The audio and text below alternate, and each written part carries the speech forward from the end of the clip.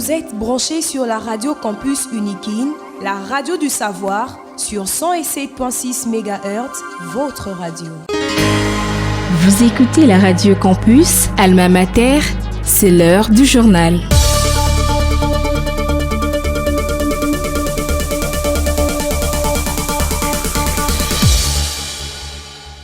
Merci de rester fidèle à votre radio campus Alma Mater. Nous émettons sur la 107.6 MHz à modulation des fréquences. Au sommaire de ces bulletins d'information, on regarde la situation sécuritaire dans la ville de Goma, marquée par la présence de l'armée rwandaise. Nous tenons à rassurer la population qui est dans la suite des instructions du président de la République démocratique du Congo, Félix Antoine Tshisekedi. Le gouvernement continue de travailler pour éviter les carnages et les pertes en vies humaines au regard des intentions manifestes du Rwanda. Vous suivrez les détails dans ces bulletins. Toujours dans le même chapitre, le chef de l'État Félix Antoine Tshisekedi a présidé une réunion avec les responsables de l'armée et des membres du gouvernement sur la situation sécuritaire et humanitaire dans la province du Nord Kivu à la Cité de l'Union africaine en vue d'étudier davantage les mécanismes pour assurer la protection de la population des Goma. Vous suivrez les détails dans ces bulletins. Congrès de la jeunesse africaine, les travaux se sont tenus à Kampala, en Ouganda. Plusieurs étudiants venant des universités africaines dont celle de l'Afrique du Sud, du Cameroun, du Ghana,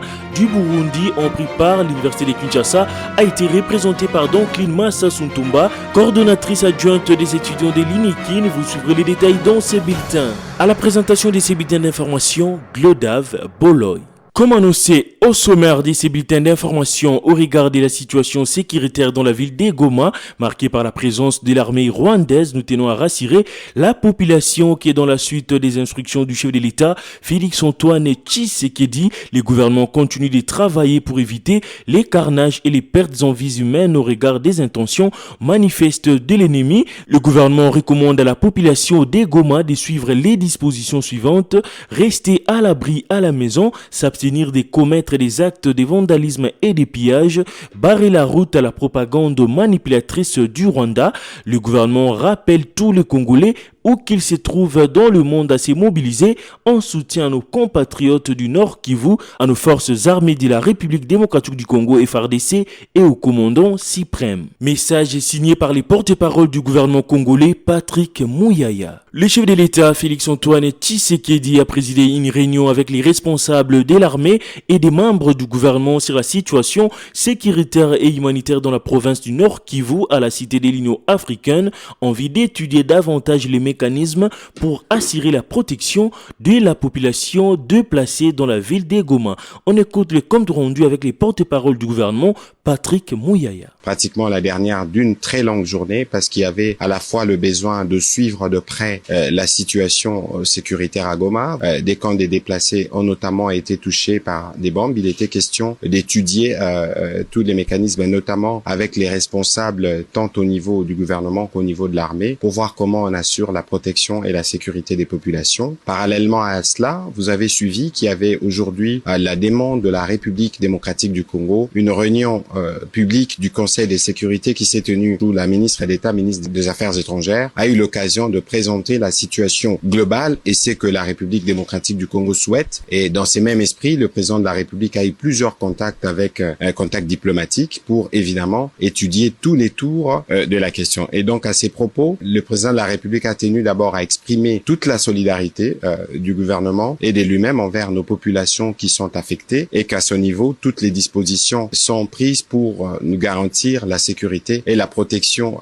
des compatriotes parce que nous savons qu'il y a ces bombes qui sont tombées sur des camps des déplacés. Il faut s'assurer que les vies humaines sont préservées. Nous sommes dans une situation de guerre où l'actualité évolue, elle peut évoluer à tout moment. L'idée ici, c'était de regarder qu'est-ce que nous devons faire pour assurer que nous avons protégé nos populations. On va pas aller dans un débat spéculatif parce que nous sommes le gouvernement autour du président de la République et comme nous le faisons habituellement, nous aurons l'occasion de revenir au regard de l'évolution de la situation pour vous faire le point. Mais pour ce soir, la priorité était de regarder, notamment avec les responsables militaires, comment on préserve les vies humaines. Vous savez qu'il y avait la détermination des autres. Vous savez aussi que nos forces sont très déterminées. Et donc, au milieu de cela, il y a une population. Je pense que cette population, le développement devoir du président de la République et du gouvernement, c'est de s'assurer de leur protection. Et c'est cela qui a fait l'objet aussi des contacts diplomatiques du président, pour lequel nous aurons l'occasion de revenir en détail dès qu'il y aura des éléments à partager. Intervenant à la session d'urgence du Conseil de sécurité de l'ONU à New York sur la situation à l'est de la République démocratique du Congo,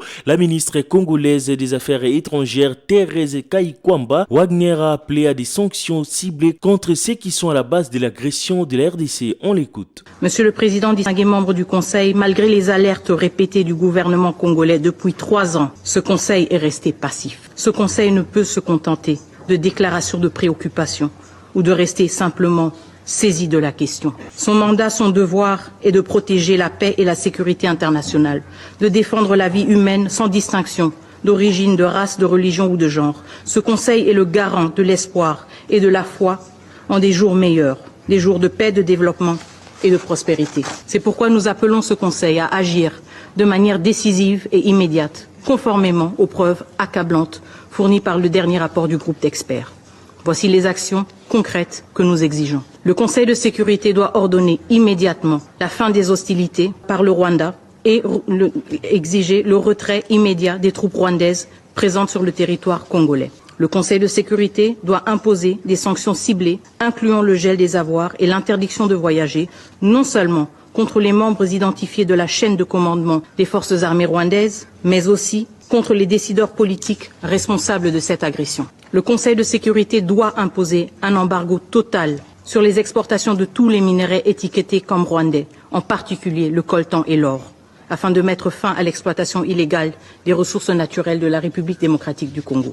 Le Conseil de sécurité doit révoquer immédiatement le statut du Rwanda en tant que contributeur de troupes aux missions de paix des Nations Unies. Il est inconcevable que ce même pays qui contribue aux missions de la paix des Nations Unies est celui qui participe maintenant, activement, directement, aux attaques contre des soldats de la paix.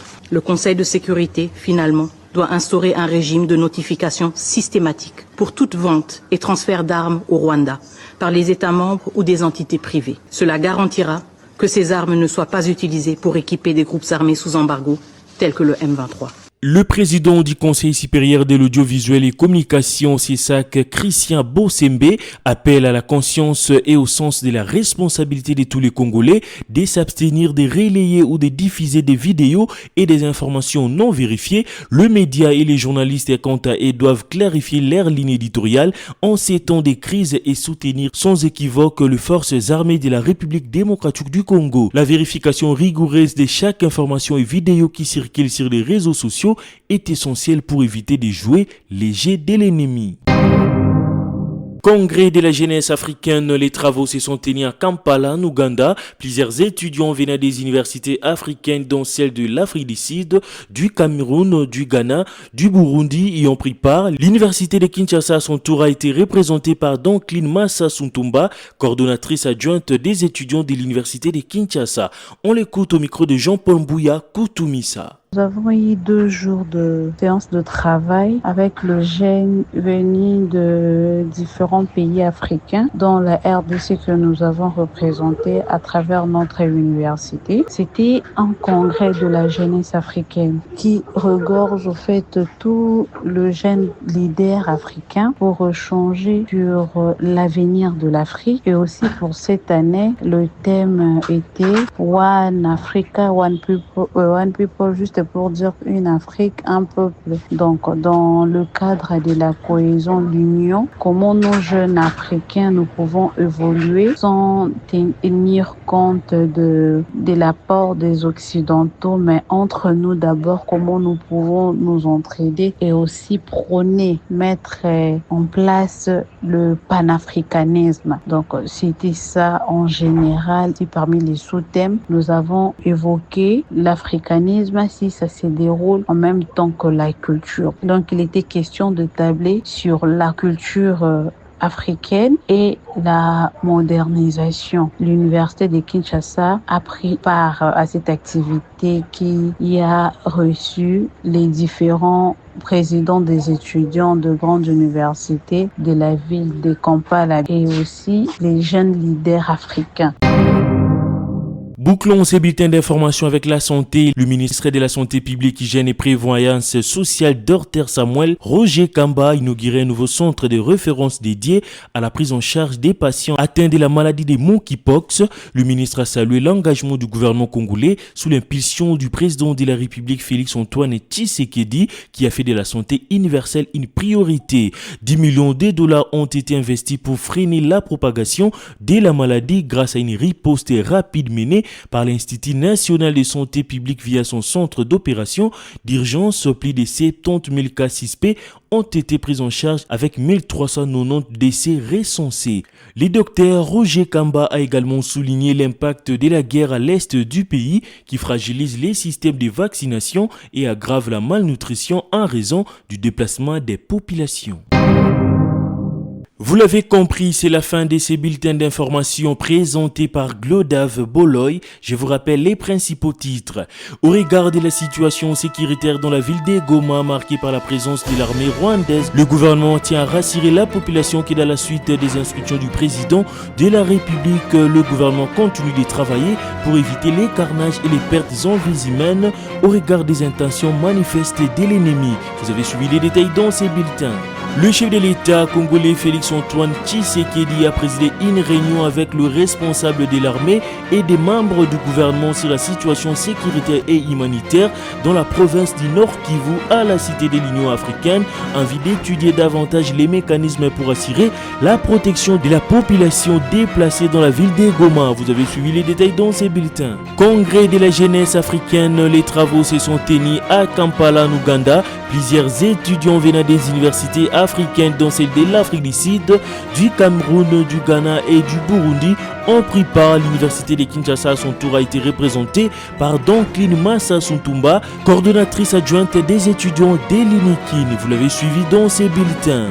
Concours rédactionnel Jean-Paul Mbouya Koutoumissa, Jonathan Kachama. Côté réalisation, Emmanuel Boutela. Côté technique, nous avions Sylvain Tizungu sous la supervision de Lixen Kinounou.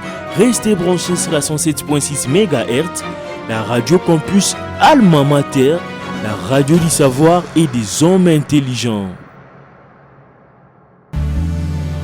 Vous êtes branchés sur la radio campus Unikin, la radio du savoir, sur 107.6 MHz, votre radio.